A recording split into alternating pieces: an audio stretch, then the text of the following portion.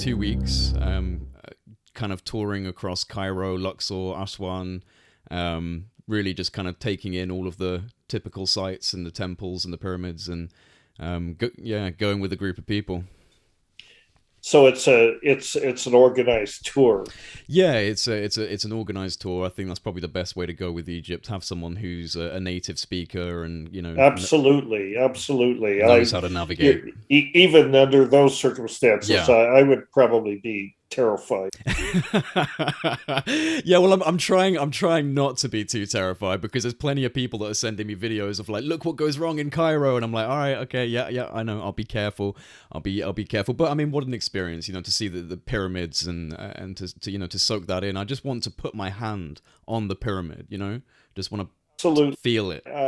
I admire you for going, and I'm a little bit jealous. I wish one of these days maybe I'll get there. Oh, I I'm hope so. reaching the point in my Yeah. life where these bucket list things.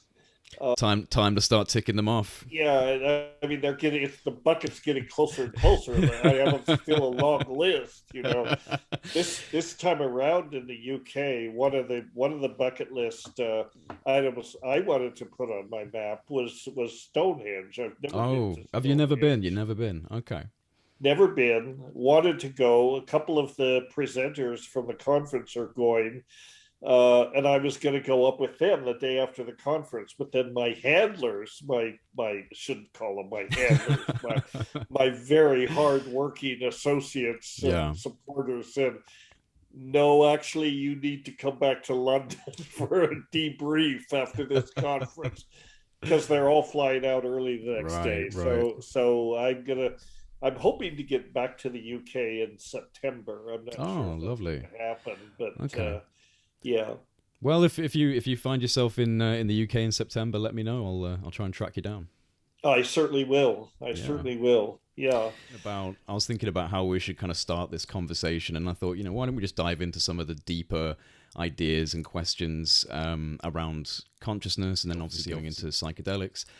Let me start by asking if you feel that consciousness or awareness is a fundamental component of nature, or that it is simply a generated phenomenon created by the brain. I'm on in the first camp. I am especially after certain readings and so on. I'm a committed panpsychist. I think that consciousness is really fundamental. I think it's built into nature at every level. From the simplest to the most complex.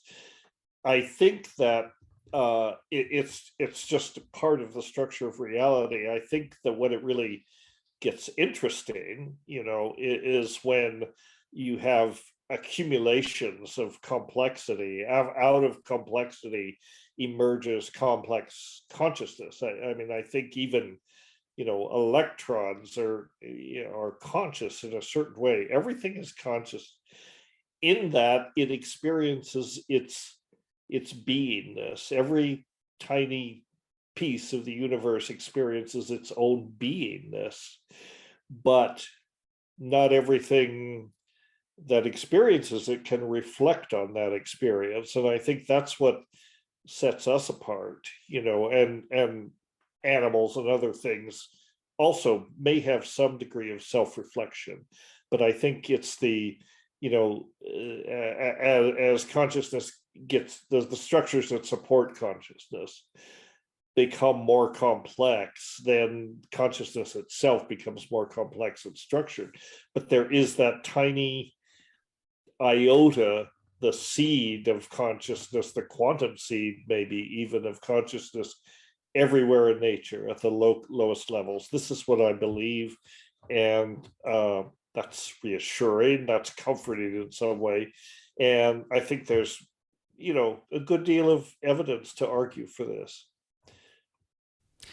Yeah, no, I agree with you. I think that I mean, this is something that I've been kind of percolating on for a while now. This whole idea of how to adequately explain why consciousness could be like a fundamental property of reality. And I kind of think about it like, you look at the Big Bang, And the Big Bang, if that's what we're going to go as a model, could be seen as an explosion of conscious energy that is initially expressed at a very rudimentary level. Like you were saying, there's levels of awareness, and it kind of complexifies and compiles upon itself. So within this new space, within this new dimension, this energy is now kind of restricted by the limitations of space and time. And I think that what people maybe interpret as an afterlife, or what is experienced through psychedelics, could in some way be related to that type of dimensional space that this conscious energy occupied prior to the Big Bang, a dimensional space of unbounded creative potential that can be expressed in ways that kind of transcend the limitations of time and space. And so if that is where all energy comes from, when this energy burst forth into a new dimensional space that incorporates linear time, it would be forced, almost maybe by design, it would force this conscious energy to follow a developmental process. It can't create everything at once anymore, and so it has to unfold itself over vast expanses of time in order to kind of, I suppose, like manifest itself into intended forms. And I think that human beings might actually be an example of an intended form that these fundamental energies are trying to create over time in order to express themselves within this dimension that does not, doesn't permit for the same level of instantaneous creative expression that perhaps is natural from this domain that it came from. So, even within our own lives, we follow the same process of growth and development over time. So, what is driving evolution? What is driving development? Why does the universe have this preference, as you said, towards the continuation of complexity, or something that your brother Terence would refer to as hyper novelty? If there's not some form of guiding intelligence within the forces of nature. And, I think that Carl Sagan put it really well when he said that we are a way for the universe to know itself. I couldn't agree more. That's exactly what I would say. That, like, if we accept the premise that intelligence or consciousness, however you want to characterize it, is built into nature, then I think what we're seeing with this appearance of, both directionality in time and an appearance of, it's not an appearance, it's the experience of intentionality, and I think, I forget who said it, who the physicist who said, well, time is what had to be put in place so everything doesn't happen at once. Right. Which makes sense. But I think that I do. I agree with that. That I think the universe is what we're perceiving with this apparent emergence of intelligence, intentionality, which is also very much related to the directionality, the arrow of time. We like to have a sense that we're going somewhere. It all is headed in some direction. That may be a delusion, but I do think what we're experiencing is it's the universe waking up to itself, which is pretty much what Carl Sagan said. It's waking up. And the design. I don't postulate an intelligent designer. I'm not. But the universe itself is the designer. The universe is self-organizing. So there is intelligence, intentionality, and all that just built into a structure as much as the gravitational constant or the speed of light or any of those things. It's just a fundamental property of the way things are. Why do you think the kind of materialists and reductionists and skeptics have such a hard time with this type of model? Well, that's a question. Uh, I don't know. I don't know. I mean, I think you have to, I mean, the ideas are challenging for if you're a materialist and a reductionist. So you have to really question your fundamental assumptions. And I think it's easier to say, reductionism is the operating model, and what can't be measured is not real. I think to introduce consciousness into the equation in a certain way is uncomfortable for people that are not willing to accept all the variables and all the unanswered questions that introduces, and determinism is kind of a comfortable place to be in a certain way. You could say, well, it's all just electrons and atoms and things moving about, and there's nothing to it. It's just this thing that plays out. But that goes against our strongest intuitions, and which is not to say that our strongest intuitions can't be totally wrong. I just here's the thing: the reductionist model does not explain consciousness and experience. It's an inner experience, and we know that exists because we're living it every second of our lives. This is exactly it. And I actually I put out a little tweet the other day, pretty much saying a similar thing, which was something along the lines of rational science disregards and dismisses intuitive intelligence and emotional intelligence as unimportant to figuring out the components of reality. But for each and every one of us as individuals, the strongest anchors into reality are our emotional responses to life and our intuitive responses to life. So you're throwing away so much, pretty much like the entirety of what makes you a human being, and just examining all these little pieces. And I just don't understand how you could expect to get the whole puzzle like that. Well, you don't. I mean, that's a conscious choice. It's like making the decision that this stuff is not really important, and yet to us subjectively, this is what's most important. So I think this highlights the inherent limitations of that approach, and the inherent limitations of the scientific approach in general. I mean, science is very powerful. And I don't dismiss it, I don't disrespect it, but I think it's also important to recognize its limitations. It's, I mean, the Cartesian error that we made back in the day, that, there's the res extension, the res interior, whatever, and these two will never meet. I think that has really sort of compromised the integration of our the datum of our subjective experience, which is undeniable. And as a matter of fact, there is nothing else, that everything we experience is part of this world that the brain and the mind and the sensory apparatus and all that construct, and that we inhabit. It's not reality, it's a model of reality.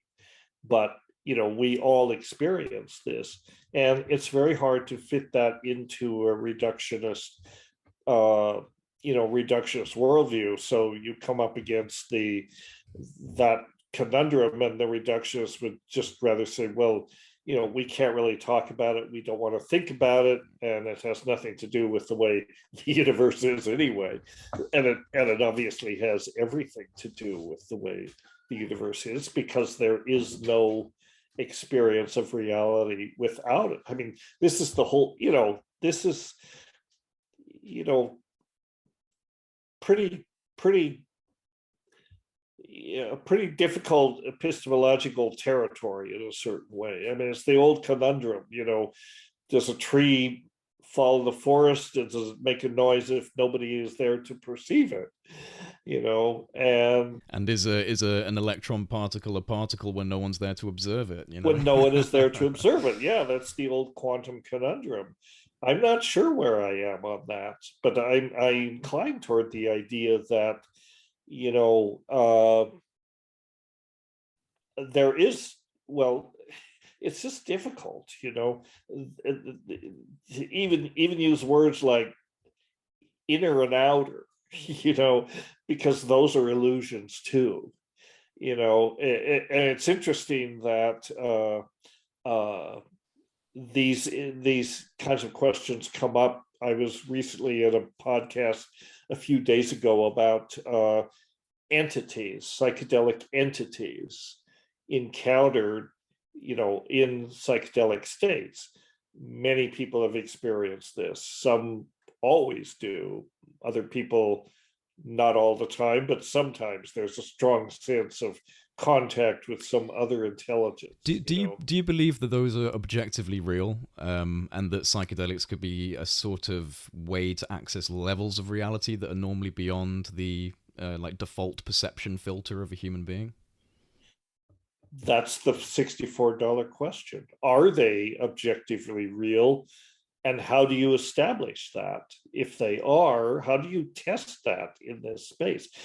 The point I made in the forum, and the point we're making here is, I think anything that we experience is real. In fact, we have nothing beyond experience. So in that sense, those entities, our experience of them is real. Are the entities real? Yes, but are they out there in Really some real? Are they really real? hyperdimension, Yeah. or are they some part of ourselves? Or, I often like to quote what J. Allen Hynek said about UFOs, that he was a famous UFO researcher, and he said, I don't know if UFOs are real, but I'm 100% certain that UFO experiences are real. So same thing applies. These entities are experienced. Are they part of ourselves, presenting as something that is not ourselves, or are they objectively, whatever that means, real, separate from you, another intelligence somewhere? I think we just don't know. One of the my brother, when he would take mushrooms off, and he always liked to take them by himself and get into these deep states, and he would become in communication with intelligences, or in dialogue with something.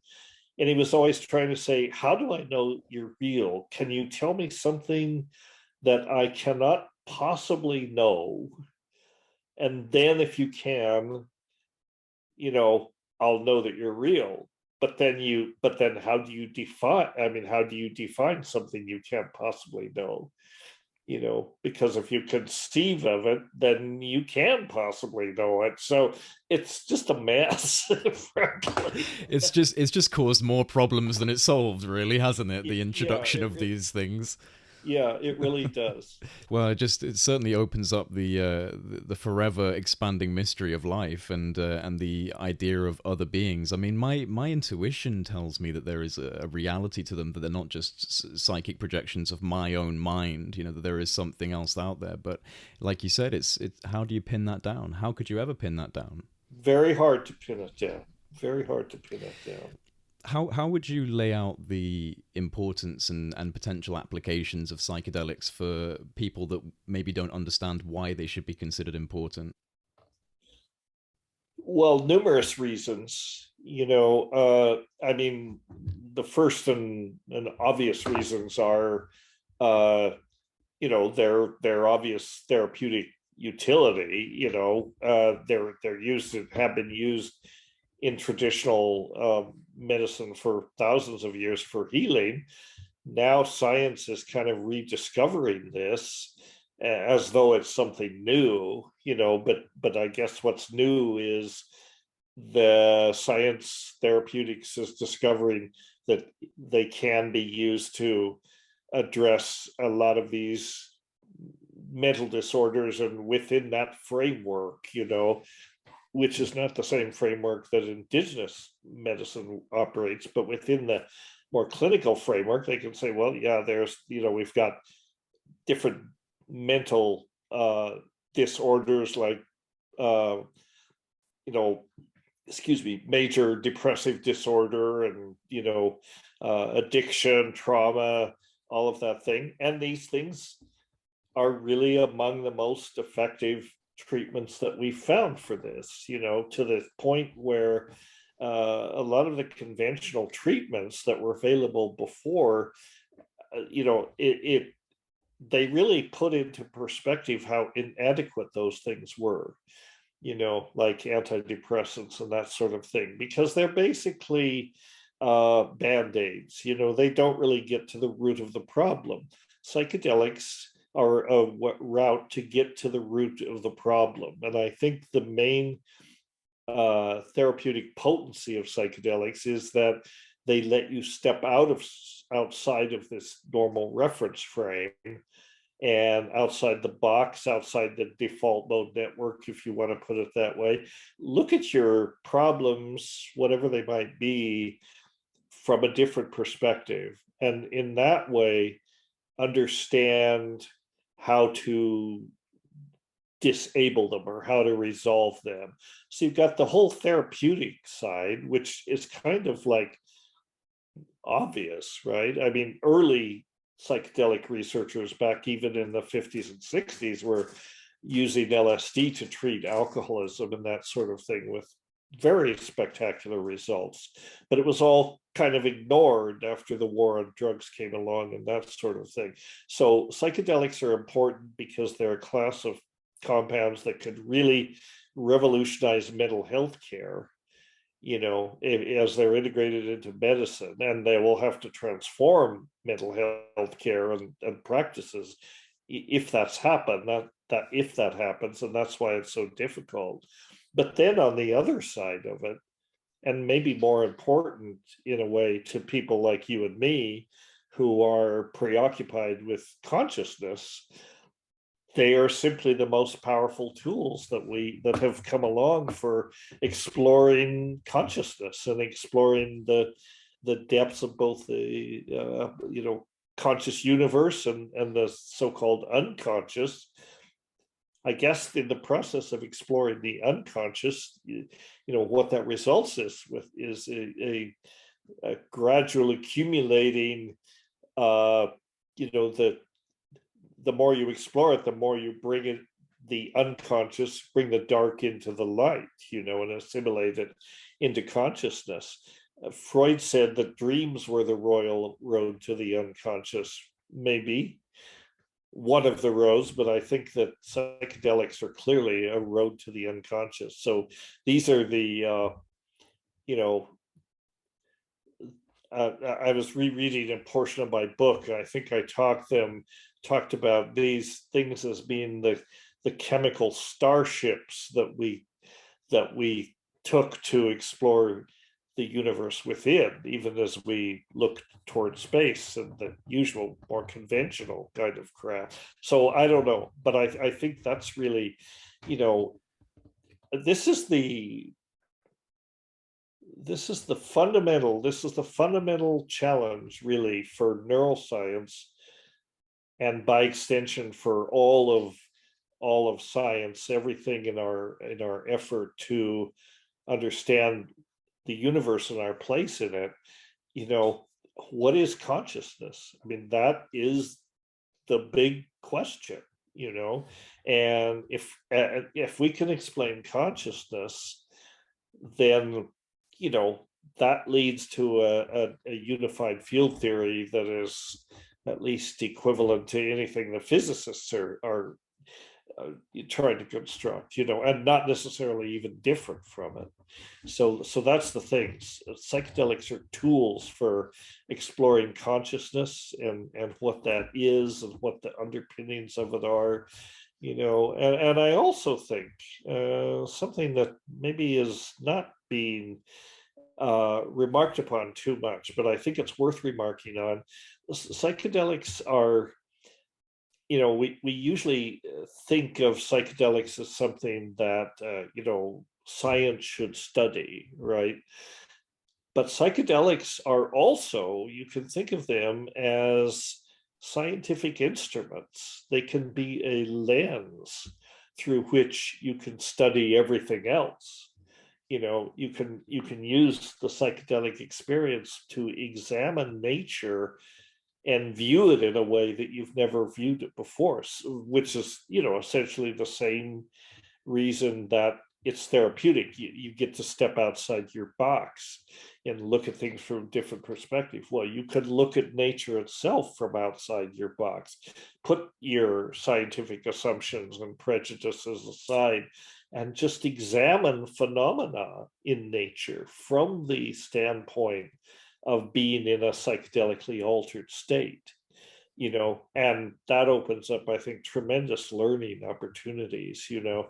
An indigenous person doesn't necessarily have to be on a psychedelic, but I think indigenous people, and to a certain extent, children, before they have their cognitive, functions trained to filter everything out, which is a lot of what the brain does. But if you're more open to it, if you or I go out to the forest with an indigenous person, they're going to notice things and be aware of things that we are not, at least until they point them out, because we work within this sort of reductive system of filters, and that, they just don't fit into the particular reality hallucination that we're constructing for ourselves. That's not to say they're not real. I mean, you can see how that shift in perspective can happen, and in some instances, there are tales where scientists have had these kinds of experiences and they obtained insights from it, like Harry Mullis, for example, winning the Nobel Prize for the PCR discovery. And he was very upfront about the fact that his LSD experiences afforded him the insight to visualize how this system worked, to, get down among the molecules, as he talked about it. And so it's not like it's, it's a valid observation. It stands up in the cold light of the day after, and you could look back, reflect back, and say, yeah, this was a real insight. This wasn't just stone fantasy. This was a real insight about a process in nature. And so I think they're tremendously useful for that. And I'd like to see more of that. I'd like to organize retreats of people with different specialties, mathematicians or molecular biologists or quantum physicists and that sort of thing. Get them all together, let them take something like psilocybin or ayahuasca, and then share data and see what they come up with. I think this could be really very useful.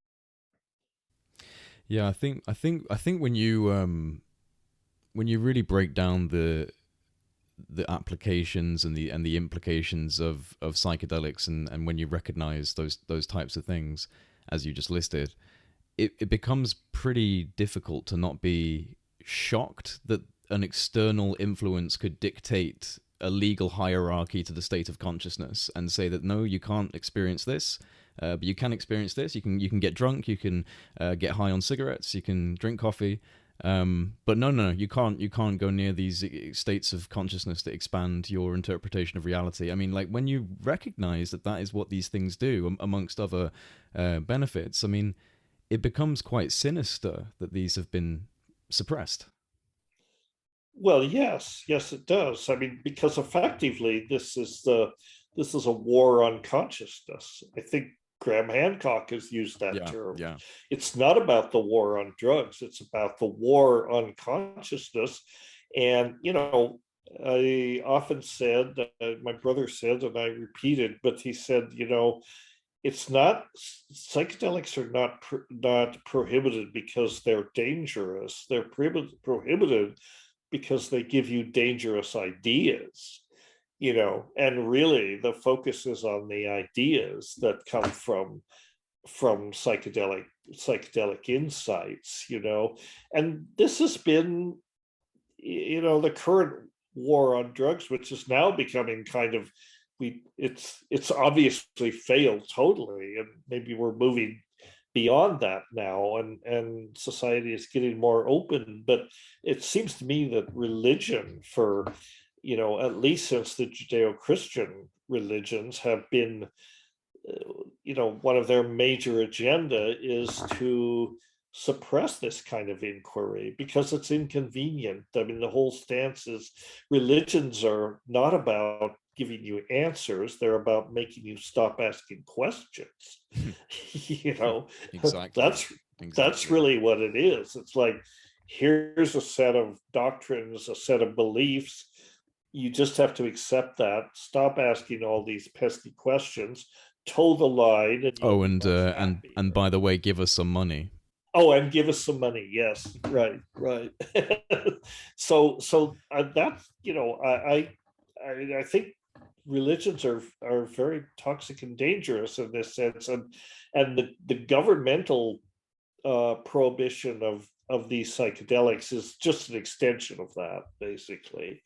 The war on drugs has Yeah. been going on for a long, long time.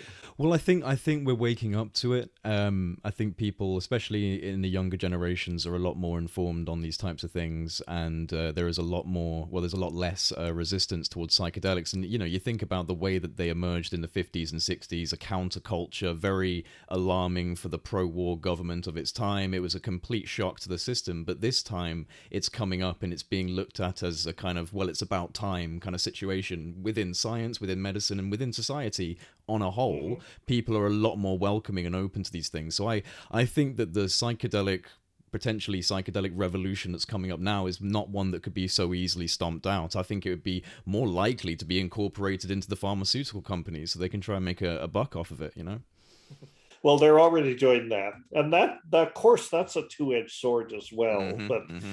I think that I think that there's maybe, as our society matures and gets used to the idea of psychedelics, I think there are a couple of tracks that this is going to unfold in. And one is the medical clinical application of these things. And that's what the big pharma is interested in, and so on.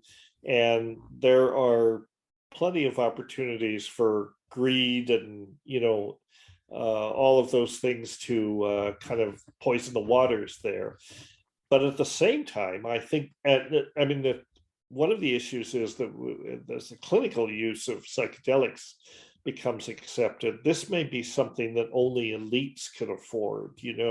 If you want a clinical psychedelic psilocybin session, you have to go to a clinic and pay 30 grand, and then you can get it, and some can afford that. And I would say that's fine if they can afford it. That's out of most people's reach. So I'm very encouraged by also the other side of this, which is many people would prefer to use natural medicines, and we should look to changing the regulatory environment so that that's possible. I fundamentally believe that no plant, no organism should be illegal or criminalized or whatever. The very idea is appalling. We are just one of millions of species on this planet. What gives us the right to declare Yeah. some other species anathema and prohibited?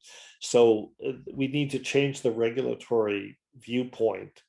And if these plants, fungi, and so on are decriminalized to a point where people can use them, then I think what you're going to see is there is already an existing infrastructure for creating therapeutic environments that resemble indigenous practices more than clinical practices. I mean, ritual and this sort of thing, very important. And I think this could be tremendously beneficial for society if every community or had a place you could go that would provide these types of therapies, maybe in conjunction with other types of spiritual practices, yoga or whatever, massage, nutritional counseling, you name it, the whole spectrum of sort of alternative health practice. And psychedelics could be just one thing on the menu. Yeah, exactly. An extra tool in the toolkit, I mean, Exactly. I have to admit, one thing I've noticed with some of the more spiritual communities is the favoring of meditation over psychedelics, and the reason that's usually given for that is that psychedelics are unnatural or artificial ways of achieving the same states of mind that are innate to each human and can be accessed through meditation. And although I do understand that perspective, I tend to disagree with it because I think that meditation and psychedelics are both really important. But if we're looking for like a fast acting, positive net gain of conscious expansion throughout society, I feel like psychedelics are the more democratic choice. They don't discriminate. You don't need to discipline yourself to incredible levels, as often required in meditation. But I feel that a society that embraces the use of psychedelic medicines would also, as a sort of symptom, in time begin to embrace meditative and mindfulness practices in greater numbers. I would imagine that it would be kind of like a necessary symptom of that. So where do you sit on the meditation versus psychedelics debate? Right. Well, I'm yeah, I'm more or less I'm on the same page. I can demolish that idea. What I am going to do, you need to pause this for a second. The sun keeps coming in, No so I problem. have to do this. No problem. Yeah, I think it's a false dichotomy, really. For one thing, uh, there have been studies, for example, Roland Griffith and Franz Wollenfeider, people like that, have done clinical studies with psilocybin and long-term meditators. And, the states of mind are very compatible, and often very similar. And I think that people say, well, psychedelics are unnatural. Uh, Fact is, they reflect again, this comes back to the raw datum of experience. Everything you experience is a reflection of your neurochemical brain state at that particular moment. And, a meditation is as much a drug trip as taking a psychedelic is, because we're made of drugs, right? We are made of drugs. So consciousness is something that rides, or we're a biochemical engine that generates consciousness, or that, what we experience is a reflection of these inner neurochemical processes. So it's not correct to say that psychedelics are not natural and meditative experiences are natural. They're all within the context of nature, and they're very similar. And I think that it's just it's just not correct to say that because you didn't ingest a substance and the experience you have with meditation is somehow superior or more natural. I don't think, I mean, you didn't ingest a substance, but you generated all the neurotransmitters in your brain that supported that experience. So it's a false dichotomy, really, And Yeah. I think there's another aspect to using the natural psychedelics that is, that recommends them in a certain way, because these are co-evolutionary catalysts for our species. We've co-evolved with them possibly over millions of years. We're continuing to do that. And so this symbiotic partnership comes back to the idea that no plant should be prohibited. No, none of these organisms should be prohibited. And the next extension of that is, I think we need to assert the right to symbiosis, as a fundamental right, not even limited to human, because we're talking about symbiosis as a partnership with different species. So it's a fundamental organismic right. People should have the right to form a symbiotic relationship with any organism they want, as long as it doesn't bring harm to others. And so that is just something. I mean, I don't think they're exactly codifying this into drug policy laws, but that is what it should be. That is where that conversation should be, in my opinion. Do you think that the discovery of a conscious intention within the planet or a conscious intention within nature is a discovery that might be achieved through further research into the functions of the mycelium network? Yes, I think that's happening. Uh, are you familiar with the work of Suzanne Simard? The name sounds familiar, but I don't want to say I'm too familiar. She's a forester forest ecologist from the University of British Columbia, and she's written this book. She's written many scientific papers, but a popular book called Finding the Mother Tree. And she is the person that's articulated the idea that these old growth forest ecosystems essentially are nervous systems. They are linked together by these mycorrhizal networks, these networks of roots and fungi intertwined under the ground, and that they actually do function in a regulatory way like nervous systems, slow nervous systems, but mediated by neurotransmitter like molecules, the translocation of molecules between the plants in the soil. And these old growth trees, which are an essential part of it, function essentially like ganglionic nodes or brains, or however you want to characterize it, that really ties these ecosystems together and gives them coherence and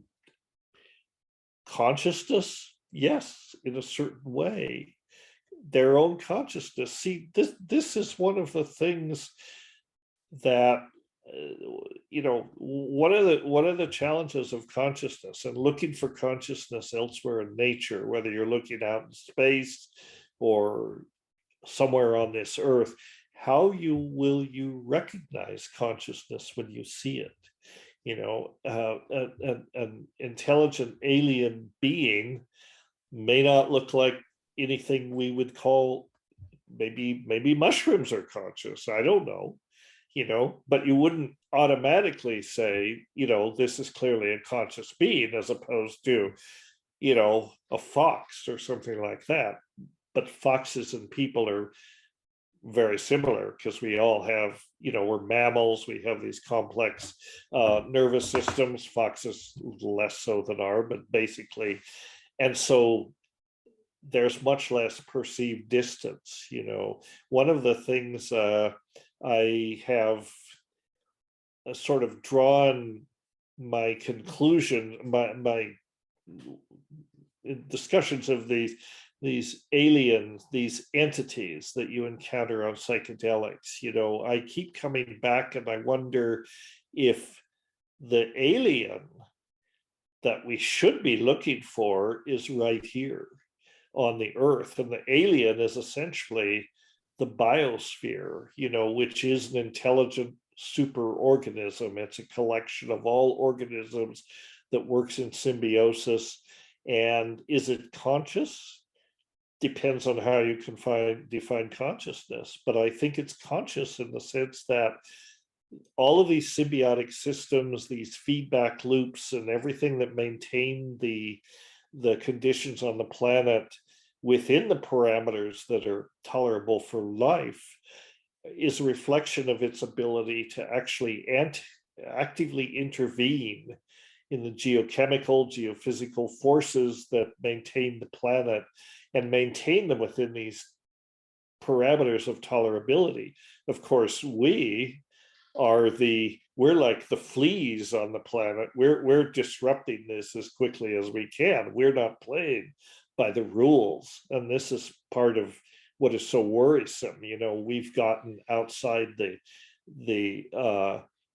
out of control in a certain way of these homeostatic systems.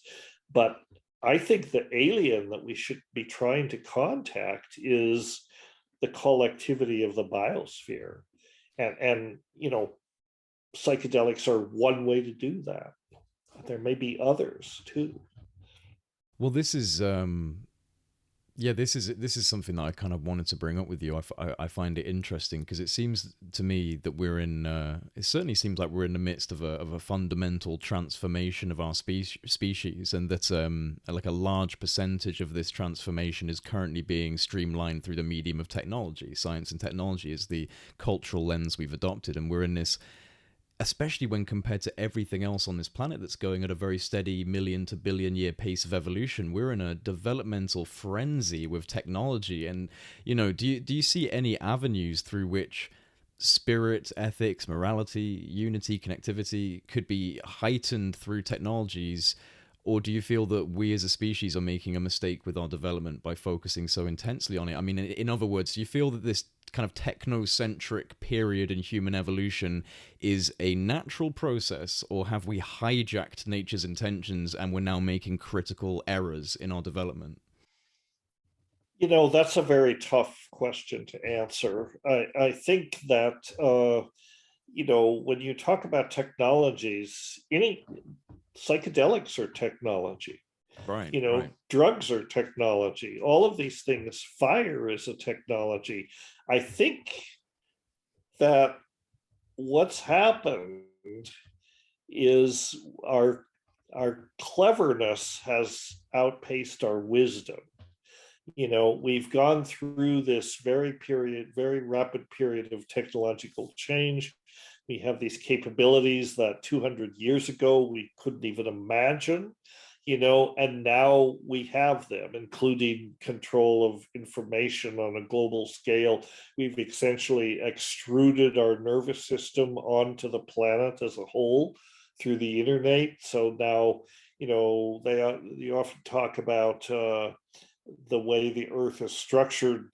Planetary scientists talk about, the lithosphere, the atmosphere, the hydrosphere, and so on. We also need to talk about the phytosphere and the ethnosphere and the cybersphere, the neurosphere. Some of these things are in part, well, the phytosphere is simply the layer of plants on the planet, and the mycosphere. These are natural things, but the cybersphere is maybe a reflection of human symbiosis with technology Well, in a certain way. this is something that I find interesting, because it's almost like we are copying the evolutionary dynamics of making networks and distributing information. So maybe we are genuinely in like a natural process, but it just seems so unnatural to us because we're in the trenches of the human experience. But maybe this network of the neural sphere of the internet and now virtual reality, we're getting closer and closer to just falling into that landscape of the digital ocean. I mean, maybe that is, I'm still wrestling with this idea of whether that's maybe just part of evolution, or if we really need to pump the brakes and holy shit, we're all going into burning flames. I can't decide which one it is yet. This is the tricky part. Yeah, Yeah. this is what I mean. Our our cleverness has outpaced our wisdom. Yeah. In other words, we can do a lot of things and are going to be able to do even more things that are inherently quite dangerous if they're misused. I mean, one obvious example is nuclear energy, but you could also point to nanotechnology and genetic engineering and pharmaceutical technology. All of these things are technologies. I'm a believer that technology inherently doesn't have any moral qualities. The moral qualities come from within us. So we have the cleverness to do things, not necessarily the wisdom to look at it thoughtfully and say, just because we can do it, should we do it? And that's where we're up against some challenges, because often the perception is if we can do it, it must be done and it will be done. Not necessarily. We should have the wisdom to step back from it and say, just because we can, create black holes in the Hadron Collider, should we do that, considering there's very small probability, but nonetheless not zero, that would collapse the space-time continuum. I mean, this is not something that we have to worry about, but I think you get what I'm talking about. We have to be very wise about how we deploy our technological capabilities, and that has to come from a moral, ethical perspective, not just a, gee whiz, we are scientists, we can do anything. That's an attitude that will lead to perdition and probably the end of life on Earth. So we have to be, I'm always saying in my podcast, whatever, we have to wake up to what's happening. But the next step is we have to wise up, and we have to become wise about how we go forward. And it's very hard to do that in the frenzy of the moment. And that's another that's another place where psychedelics can help, because they can let you step out of that and look at these processes and gain wisdom, really, that you can then take with you back into ordinary space. And maybe it's going to influence how you behave, who you talk to, what you do going forward. Yeah, there's plenty of different kind of sectors of the world where I see things changing and moving towards a different model, whether it be science or social or political. But I really do feel that psychedelics are the only viable accelerant for morality, for ethics, for consciousness. I mean, set aside the move into digital currency and Bitcoin or the quantum computers or any sort of other development. The one thing that really seems to be that little seed that's got that potential to burst out and create more compassion is psychedelics, and I guess we just have to really try and raise as much awareness as possible that these are a very viable method to streamlining a more aligned moral compass, I guess, for humanity. Yes, I think they are. I agree with you that they may be the only thing. They're Mm. certainly, but the problem I see is they're not. It's not happening fast enough. All Yeah, these other yeah. things seems to be happening much faster, and so we're in a race against time. I mean, I'm not saying if everyone on the planet took psychedelics, it would all be good, but I do think that more people need to take them, and I think that the right people need to take them in a certain sense. I'm not being elitist, but I think that people, with who are in a position to influence Absolutely. policy and sort of the shaping of the future, they should really be encouraged to take psychedelics. But I'm concerned it's not happening fast enough. I mean, it's like every time you turn around, the window but that separates us between total disaster on the planetary level gets narrower and narrower and narrower. We don't have the luxury anymore to say, well, we have 30 years, we can figure this out. No, not anymore. We have maybe 10 years if we're lucky. I mean, not that we're going to bring all of life to an end in 10 years, but I think we're going to reach a tipping point where we realize it's really too late. We cannot save it now. But I don't think we're there yet, but we're closing in on that rather quickly. So that's a pretty grim prospect. Well, I am struggling now to conceptualize what 10 years into the future might even look like. I really am. We're in such a fast changing dynamic world now on so many levels, and especially with technological acceleration, but there's just so many different stimulants that are pushing us into a very kind of accelerated and frenzied and almost chaotic level of change, and I really struggle to see where this might go in even just the short term, quite frankly. Yeah. I don't know. I mean, we're all being born along by this. So, you just do what you do.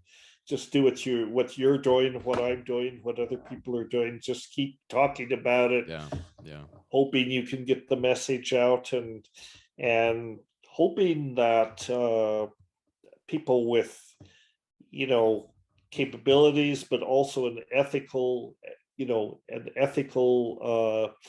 framework can kind of step up and try to slow it down. I don't see much. I mean, I see a lot that that indicates that's not happening. But the difference is that the bad things get all the attention. There are a lot Yeah. of good things going on too, and they happen much more quietly. They tend to happen outside the spotlight of the media and so on. So you can't really say. I guess it's just the way it's ever been. Really. Not to get too conspiratorial, but do you feel like it might even be by design, just keeping us suppressed in a lot of ways. Remove the ability to take psychedelics, continuously bombard you with consumerist advertisements, continuously bombard you with fear in the news. It just feels like if you wanted to take that idea of a narrative of dark and light battling against each other, my goodness, that's quite a vivid picture that it paints right there. Right, right. But is it by design? Yeah. I hope not. I mean, You and me both. if it's, I don't think so, actually. I think that nobody has the big picture. Nobody is actually controlling things, Mm. and never really has. It's There's always just been this polarized dynamic, but nobody is in control because nobody knows at the end of the day what the fuck is going on. exactly, dude. Exactly, dude. No one knows what the fuck is going on, and we have, fallible humans trying to pretend they're not fallible humans and presenting a structure that we all have to abide by, and it doesn't work, and it's not working. Doesn't work. Yeah. Well, look, before we wrap up here, just wanted to say, big thank you again, Dennis, for coming back and having a conversation with me. It's always a pleasure. Always a pleasure, Jay. Always. Thank you for asking me. Oh, you're more than welcome. And before we do stop, do you want to just plug your upcoming event for everyone listening? You're going to be traveling to England in May for the Ethnopharmacologic Search for Psychoactive Drugs Conference, or ESPD55 for short. Do you want to just let people know quickly about that and how they can take part?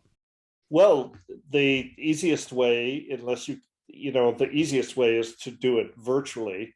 The website is easy to remember, ESPD55, and the program is there, and people can look at that. It's May 23rd is when it starts. Will end on the 26th. It'll be packed. Every schedule for every day is just, I'm not sure what, I'll be exhausted by the time this is over. There's a lot to present, but people can go there to ESPD55 and register to watch online, and we'd love to see you there. And then if they do, we're charging very low, basic amount to participate. We don't want to exclude anyone, so I think we ask for $10. And if people want to give more, they can, but almost anybody can dredge up $10. And all the talks will be recorded, and they'll be available essentially forever. And we'd love for people to join. And that's the basic thing. Go to that website and take a look at the program. And I'll ask my social media helpers to send you some promo stuff. Oh yeah, they've already done that, so I'll put that on my social media. So nothing's. I should have known. Nothing to worry about there. It's all in hand, and for everyone listening, there will be links in the description box below for Dennis's website, the McKenna Academy, and links to that as well. So the key thing is ESPD55.com. It's all there. They can take a look. I'll make sure it's all in the description. You will be in Egypt, but you can catch up on it later. I will be in Egypt, but I will most certainly catch up on it later, and maybe even catch up with you in September if you manage to come over to the UK. Okay, well, it's all up in the air, but I hope so. I hope to make it back.